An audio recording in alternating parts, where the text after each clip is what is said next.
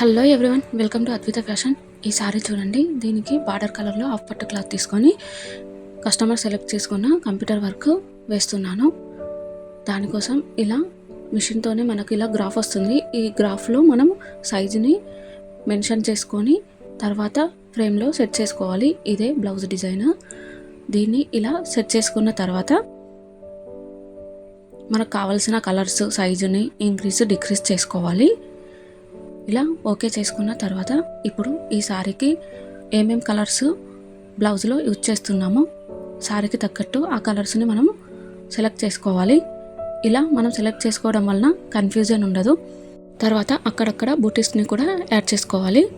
ఇలా అన్నీ సెలెక్ట్ చేసుకున్న తర్వాత ఓకే చేసి వర్క్ స్టార్ట్ చేయాలి. అది ఎలా వచ్చిందో నెక్స్ట్ వీడియోలో చెప్తాను.